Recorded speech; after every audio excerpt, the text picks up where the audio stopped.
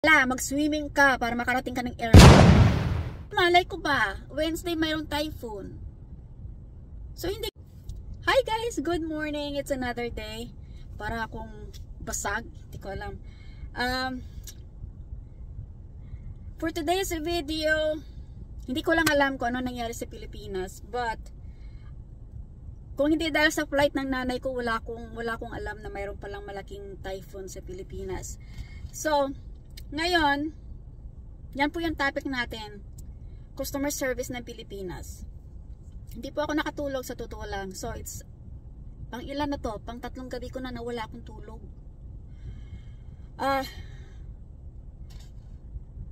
Sa totoo lang, hindi naman dahil sa nandito na ako sa Amerika ha. Sana po gandahan naman yung customer service natin sa Pilipinas. Hindi lang po yung puro tayo backwards, yung walang asinso.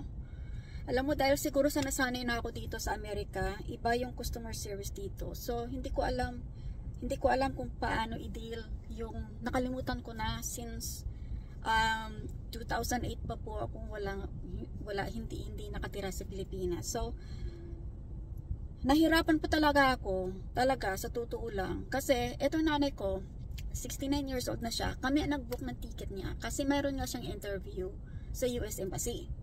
Ngayon, kailangan niya nang umuwi. Hindi ko alam na ang Wednesday. Sabi niya, oh, I can come back home. Monday yung interview niya. Sabi niya, hindi ako uuwi kaagad kasi nandoon yung kapatid niya. Gagala muna ako. So, uwi ako ng Wednesday. Abay, malay ko ba? Wednesday mayroong typhoon. So, hindi ko alam. So, binook siya ng Wednesday. So, kami ang nag-book sa kanya. So, wala siyang access to booking. Ngayon, ba't makati ang tenga ko? Ngayon, madaling araw sa kanya, siguro mga alas 6, alas 5. Alas 8, anong oras ba sa akin? Siguro mga alas 6 sa akin. Hindi ko lang matansya. Kahapon, sabi niya, check your email baka kasi i-cancel. Mayroong bumabaha na ngayon sa Maynila. Sabi ko, tawagan mo yung customer service kasi mahirap pa akong tumawag, long distance yan. Sabi niya, ikaw ang nag-book eh. Tama nga naman siya, ako ang nag-book. Pero mayroon siya lahat. We forwarded everything sa kanya. Sabi ko, tulungan mo naman ako. Nandito ako sa kabilang bukid. Hindi ko sila matawagan. So I tried going online sa computer. Alam mo, before I figure out everything, kasi ako nagkalkal ako paano ba gagawin to, anong gagawin, nagpunta ako ng website ng airline. Sabi naman ng airline hindi siya book directly to us, you book it in an agent. So bumalik kami ng agent. Ngayon ang agent naman sabi is, oh, kailangan naming ang may hawak ng ticket nyo is yung airline. So kailangan namin i-retrieve from the airline and give and ask for the approval na gusto mong i-rebook yung ticket. Parang pabalik-balik siya. So around 11 o'clock, yung customer service, pinapasa. Alam ko Tagalog sila. I talk to them in Tagalog. Sabi ko, I'm Filipino, I can speak the Tagalog.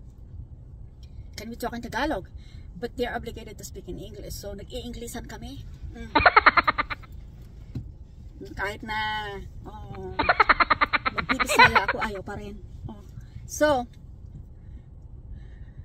around 11:09, pinapasa-pasa ako. Oh, I can transfer you to the one who's expert dealing with your problem.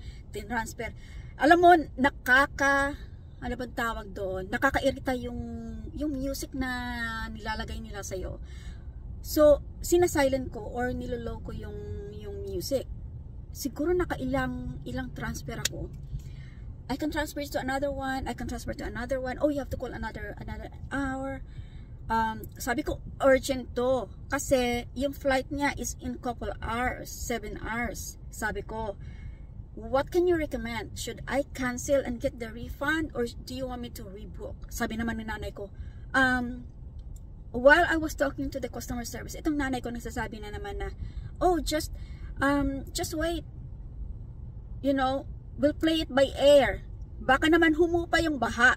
Sabi ko, if you miss your flight and we don't do anything, magbubuk ulit ako ng ticket.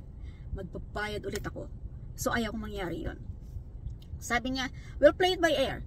So, nag-request siya ng Grab, nag-request siya ng taxi. Sabi daw, walang may madaanan. Okay? I don't know how deep yung hindi naman siya sa Marikina. She was in Sampaloc. So, I don't know how deep is the flood, right? So, ongoing siya, back and forth, nag-chat sa nanay ko.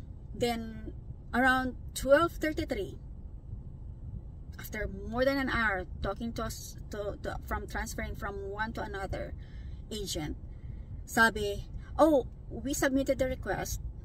We have to wait for the response. Then, call me back after an hour. 12:30 na. Sabi ko naman, oh siya, sige, matutulog muna ako ha. Balikan kita. Hindi ako nakatulog kasi 1 oras lang eh. So tumawag ako ng mga 2:30. Another agent, I have to go through the process again. Ang sabi ko, wait. I shouldn't go the process again. Kasi mayroon akong existing request. Sabi ko, basahin mo kung ano nandyan. Sabi niya, I have no access. Someone has the access of your account. I have to pass you to another person too. Now, the lady is so entitled. Hindi ko alam kung ano nangyari sa kanya. Sabi niya, I understand, Angie, na gusto mo mag-rebook ngayon. Pero, i-confirm ko muna sa boss ko. Okay? Can you please wait? Oh, at least nag-please siya, diba? Sabi ko, ilang minuto na naman ako mag-aantay. Sabi niya, call within an hour because I have to get the answer. Sabi ko, what's your direct number? Sabi niya, no, you have to call the hotline again. The hotline again. Sabi ko, every time I call the hotline, iba ang sumasagot. Then I have to go through the process, the whole process again. Ayaw ko talaga. Sabi ko sa kanya, it isn't urgent. Sabi ko, alam mo, bigyan mo ako ng supervisor mo. Kasi pinapasapasahan niyo ako eh. You told me to call after an hour and call after an hour. Ngayon, sabihin mo naman sa akin, call after an hour. So, naggalit talaga ako. Sabi ko, can I speak to your supervisor? Kasi parang walang paruruunan to eh. Sabi kong ganon. Yung kapatid ko, I think she was doing her best to contact the airline. Yung nanay ko naman is, wala siya magawa. Hindi ko alam kung anong gagawin niya. Hindi na siya nag-try na mag-travel kasi nga bumabaha daw, walang may madaanan. Ngayon yung airline, alam mo, na-delay lang sila ng 1 hour, lumipad. So diyan ako galit. Diyan ako galit. Kasi hala, mag-swimming ka para makarating ka ng airport. I have the proof na may typhoon, may flooding and everything. Pero pinagpasapasahan ako ng simula ng 6 o'clock ng afternoon hanggang 3:00 ng madaling araw. Oh, galit ang lola niyo, day. So, na-stress ako kagabi. Ngayon, nag-response yung ginawa ng supervisor. She was the calmest and the nicest person na nakaintindi sa urgency na sinasabi ko. Sabi niya, okay, yung response is automatic na mag-send sa email kung anong ginamit nyo nung mag-book kayo ng ticket. Then you go from there. Then sabi niya, I understand na ang policy namin is dahil sa flooded yung calls yata. Sabi niya, tawag ka ulit ng after an hour. Sabi ko, it's 3:30 in the morning. I haven't slept. Gusto mo akong tumawag ng 4:30 ulit? I have a work in the morning. Sabi ko, iba.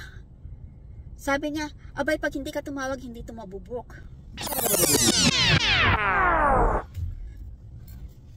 Para. So sabi ko, let it go. So paggising ko, mayroong nag-email. Magre-rebook siya within 24 hours na ma-receive namin ng email for free, no cost. Ngayon, kiniklik ko yung email. Pag-click mo, mayroon siyang parang button na i-click mo. Pag-click mo naman, yung airline na yun nagsasabi sa akin na pwede na mag-rebook. Ang sinasabi naman is, I have to call the agent again. So, tumawag ako ngayong umaga na to. So, tinawagan ko ulit yung mga taong nakausap ko kagabi. Ang sabi naman is, your booking is owned by the airline. We successfully booked your ticket. So, wala na kaming access doon. So, para akong pinapasapasahan nyo na ako So, tumawag ako ng airline. Sabi naman ng airline, you did not book from us. You booked from an agent. Saan ba ako? Hay! Ewan ko lang ha.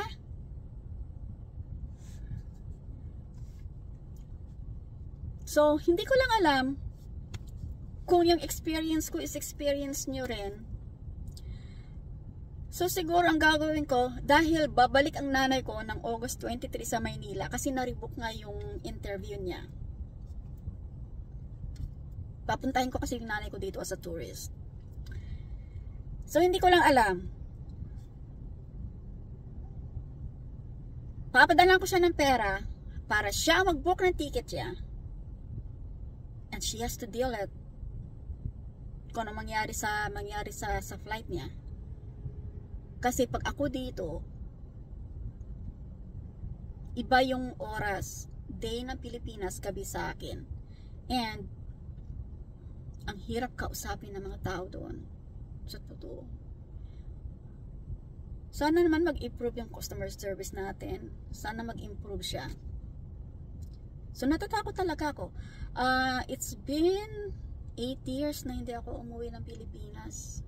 And naalala ko yung stress na inabot namin sa airport, yung stress na inabot namin sa immigration. I'm not sure kung ganun pa rin ngayon because we're planning to come back in December para magbakasyon. So natatakot akong umuwi, baka na naman ganun na naman ang mararanasan namin. So ganyan guys, ganyan ang stress ng lola nyo. Nakaparking ako ngayon. So okay, so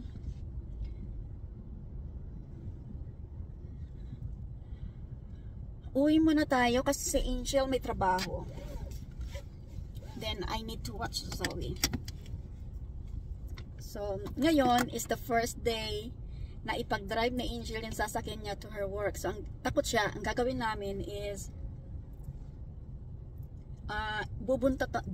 buntutan ko siya.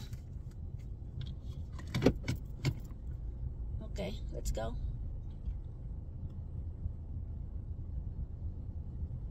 Uwi tayo. Dadalhin, ito yung nasa suburb ako. So makikita nyo para siyang ano bang term doon sa Pilipino? Yung parang hindi ko alam. Para siyang tawag namin dyan yung parang nasa uma. Bisaya ako! Hindi ko alam yun. Kaya I'm trying hard to speak. Okay, tara uwi tayo.